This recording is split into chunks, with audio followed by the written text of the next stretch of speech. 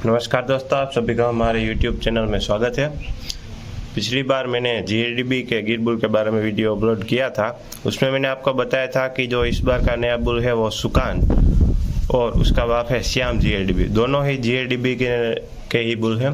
GLDB ने श्याम के जो सीमेन है वो पूरे गुजरात में सप्लाई किए हैं, इसीलिए गुजरात में कई सारी बछड़ियाँ हैं GLDB श्याम की। बहुत अच्छा मिल्क प्रोडक्शन है, रिजल्ट भी बहुत अच्छा है। लेकिन सभी फार्मर्स को पता नहीं होगा, सभी किसान भाइयों को पता नहीं होगा कि उनकी बछड़ियाँ GLDB श्याम की हैं, क्योंकि हर कोई रिकॉर्ड मेंटेन नहीं कर रहा है। अगर उसी में आप सुकान का इस्तेमाल करोगे तो वो इनब्रीडिंग हो जाएगा। लेकिन उनमें कई सारे दोस्तों के कमेंट आए, आप सभी के भी कमेंट आए कि आप उसे इनब्रीडिंग नहीं बोल सकते, लाइन ब्रीडिंग है ये तो इसी वीडियो के माध्यम से मैं आपको बताने की कोशिश करूँगा कि आप इनब्रीडिंग को लाइन ब्रीडिंग क्यों कह सकते हैं। पहले तो इन ब्रीडिंग और आउट ब्रीडिंग सिर्फ दो ही ब्रीडिंग के मेन टाइप्स हैं, यानी कि मुख्य प्रकार हैं। आप चाहे तो गूगल कर सकते हैं या फिर आप मैंने जो बुक्स दी हैं डिस्क्रिप्शन में उनके आप स्क्रीनशॉट भी आप वीडियो में मैं डाल दूंगा, उसमें आप वो दोनों बुक्स खरीद कर आप वो भी चेक कर सकते हैं। ठीक है, ये तो एक बात जो करनी रह गई थी वो मैं अब कर दे रहा हूँ। ये क्लिप मैं बाद में वीडियो में ऐड कर दूंगा। जैसे कि इन ब्रीडिंग की मैंने डेफिनेशन आपको नहीं बताया। इन ब्रीडिंग में वो सारे ही मेटिंग जो रिलेटिव्स के बीच में हो, ठीक है, यानी कि जो सगे संबंधियों के बीच में जितने भी मेटिंग हो वो सारे ही इन ब्रीडिंग में आएंगे। और आउट ब्रीडिंग में सगे संबंधियों के बीच में ना हो, या फिर आप कहें नॉन रिलेटिव्स, उन सभी के बीच में जो ब्रीडिंग हो उन्हें आप आउट ब्रीडिंग कहेंगे। और आप अगर ये डेफिनेशन आप अगर समझ लोगे इन ब्रीडिंग की, तो भी आप समझ सकते हो कि जैसे कि इन ब्रीडिंग है जो रिलेटिव्स के बीच में होता है। फिर हो गया लाइन ब्रीडिंग, आप उसका पेटा प्रकार है, उसमें आप देखोगे 50% सेम ब्लड है। ठीक है, अगर उनमें 50% सेम ब्लड है तो वो सगे संबंधी ही होंगे। ठीक है, और अगर सगे संबंधी हुए तो वो इन ब्रीडिंग भी आप उसे कह सकते हैं। ठीक है, अब हो गया आउट ब्रीडिंग और इन ब्रीडिंग, सिर्फ दो ही प्रकार है। तो फिर आप बोलोगे लाइन ब्रीडिंग, क्रॉस ब्रीडिंग है, फिर दूसरे भी प्रकार है जैसे बैक क्रॉसिंग हो गया, ट्रिपल क्रॉसिंग हो गया, वो अब कहाँ पे आएंगे। ठीक है, तो ये सब उन सभी के पेटा प्रकार है। जैसे कि इन ब्रीडिंग का पहला पेटा प्रकार है क्रॉस ब्रीडिंग। फिर दूसरा प्रकार आएगा इन ब्रीडिंग का, वो होगा लाइन ब्रीडिंग। ठीक है, अब हम क्रॉस ब्रीडिंग के बारे में भी थोड़ी सी जानकारी ले लेंगे। जैसे कि क्रॉस ब्रीडिंग में बहुत सारी ब्रीडिंग्स आएगी, जैसे कि सगे भाई बहन हो गए। ठीक है, सगे भाई बहन यानी कि ऐसे बछड़ी और बछड़ा जिनका माँ बाप एक ही है। ठीक है, और फिर दूसरे में आएगा जैसे कि आपके पास अगर एक अच्छा बुल है, उसकी बछड़ी आई और अगर आप उसी बछड़ी के साथ इस बुल की मैटिंग करवाएंगे तो वो भी हो गया क्रॉस ब्रीडिंग। फिर आपके पास अच्छा सा एक बछड़ा है, आप उसी बछड़े का उसकी माँ के साथ या फिर उस गाय के साथ मैटिंग करवाएंगे तो वो हो गया क्रॉस ब्रीडिंग। ठीक है, अब लाइन ब्रीडिंग में है। लाइन ब्रीडिंग में आप देखते हैं 50% ब्लड जिनका सेम हो वो सारे ही, जैसे कि कजिन्स यानी कि पितराई भाई बहन, जिनमें आपके पास अगर एक बुल है, मैं एग्जांपल के तौर पे आप तिलक ले लूँगा भाड़वा बापू का। ठीक है, तिलक अपने देखा होगा उनके साथ उनके बच्चों के कई सारे लाइन ब्रीडिंग हुए थे। जैसे कि उसका एक बछड़ा था रुद्र। ठीक है, फिर वो तिलक तो वो पूरे हर्ड में यूज़ किया था बापू ने, इसलिए उसके कई सारे बच्चे आए थे। ये सारे फीमेल्स है, ये BCD में ऐसे ही लिख रहा हूँ। ठीक है, ये सारी फीमेल्स है। ठीक है, ये सारी फीमेल्स है यानी कि गाय है। ठीक है, अब रुद्र है जो मेल है वो भी तिलक का ही है, और ये जो चारों के चारों फीमेल है वो भी तिलक के है, यानी कि इन सब में 50% ब्लड सेम है। अब रुद्र, इनके साथ मैटिंग आप करवाएंगे रुद्र की। ठीक है, तो जो आपको रिजल्ट मिलेगा वो सारे हो गए लाइन ब्रीडिंग के। ठीक है, क्योंकि इनमें 50% ब्लड तो सेम ही है, तिलक का ब्लड इन सभी में आ रहा है। ठीक है, इसीलिए ये हो गया लाइन ब्रीडिंग। ठीक है, और अब आप सबका प्रश्न जो था लाइन ब्रीडिंग को आप इन ब्रीडिंग क्यों बोल रहे थे, तो देखिए इन ब्रीडिंग ही मेन प्रकार है। ठीक है, अगर आप लाइन ब्रीडिंग उसका पेटा प्रकार है तो आप उसे इन ब्रीडिंग भी बोल सकते हैं। जैसे कि गाय है वो एक स्पीसीज है। ठीक है, उसमें गिर है वो उसकी नस्ल है। आप गिर को गाय तो बोल ही सकते हैं ना, इसीलिए आप लाइन ब्रीडिंग को भी इन ब्रीडिंग बोल सकते हैं, क्योंकि ये इनब्रीडिंग का ही एक प्रकार है। ठीक है, अब आते हैं हम आउटब्रीडिंग पे। आउटब्रीडिंग का पहला प्रकार है आउट क्रॉसिंग। ठीक है, यह पहला प्रकार है। आउटब्रीडिंग का पहला प्रकार है आउट क्रॉसिंग, जिसमें उन पशुओं के आप मेटिंग करवाए गए जिनकी 3 या 4 जनरेशन में या फिर 3 या 4 पेटी में कोई भी पूर्वज, ठीक है, कोई भी पूर्वज सेम नहीं है, या फिर आप यूँ कहें उनका कोई ब्लड 3 या 4 जनरेशन तक एक जैसा नहीं है, वो सारे ही आउट क्रॉसिंग में आएंगी।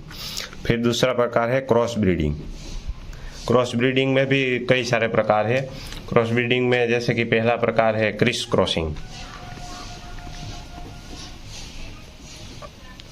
क्रिस क्रॉसिंग में क्या होता है ना, अगर आपके पास एक गिर है, जैसे कि ये गिर बुल है,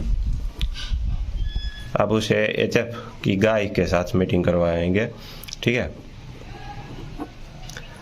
और आपको एक बछड़ी आएगी जो 50% एचएफ और 50% गिर होगी। ठीक है, और अब आप इसमें फिर से एचएफ का बुल डालेंगे।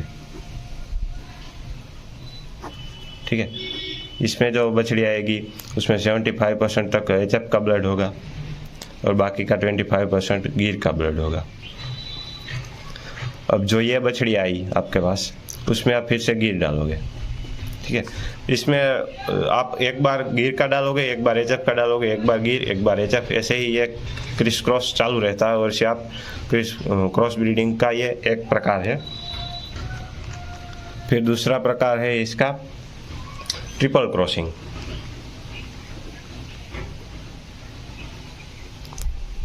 इसमें क्या होता है ना, आप 3 ब्रीड लेते हो, जैसे कि एचएफ हो गया, मैं एग्जांपल ले रहा हूँ, जर्सी और गिर। अब बारी बारी पहले अगर आपके पास एचएफ गाय है तो उसमें अगर आपने पहले जर्सी डाला, ठीक है, उसमें एक बछड़ी आई तो उसमें आप फिर से गिर डालोगे। फिर उसकी एक बछड़ी आई, ठीक है, तो उसमें आप फिर से एचएफ का बुल डालोगे।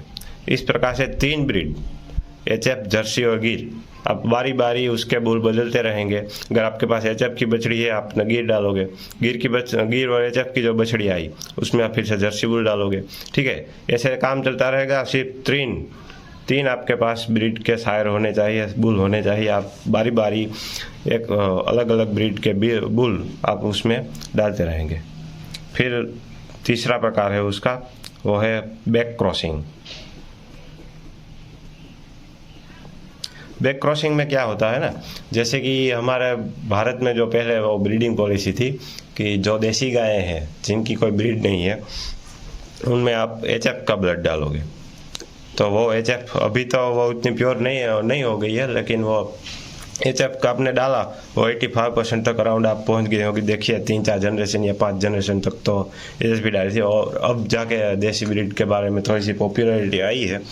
तो अब आपके पास ऐसी गाय है जिसमें एचएफ का ब्लड 85% है, लेकिन वो शुरुआत से तो देसी ही है। और अब आप उसमें फिर से देसी का ब्लड इंट्रोड्यूस करोगे, फिर 3-4 जनरेशन या 5 जनरेशन बाद, 5 पीढ़ियाँ बाद वो फिर से जाके देसी बनेगी। ठीक है, उसे आप कहेंगे बैक क्रॉसिंग। और अब आउट ब्रीडिंग का तीसरा प्रकार जो कि है ग्रेडिंग अप। ग्रेडिंग अप बहुत ही सिंपल है। अगर आपके पास कोई एक नस्ल की गाय है, जैसे कि आप मान लो एचएफ है या फिर गिर भी है, तो उसमें से आप एचएफ में आप गिर के बुल डालोगे जब तक कि वो गिर नहीं हो जाती। शायद 7-8 या फिर 9 जनरेशन लगेंगे, लेकिन आप उसमें एचएफ के में जो बच्चा आया एचएफ और गिर का, उसमें आप फिर से गिर डालोगे, फिर से गिर डालोगे, फिर से गिर डालोगे, 7-8 जनरेशन के बाद वो प्योर गिर हो जाएगी। ठीक है, तो ये है ग्रेडिंग अप। फिर और एक आता है आउट ब्रीडिंग में, उसे कहते हैं स्पीसीज हाइब्रिडाइजेशन या फिर हाइब्रिड विगर भी बोलते हैं उसे।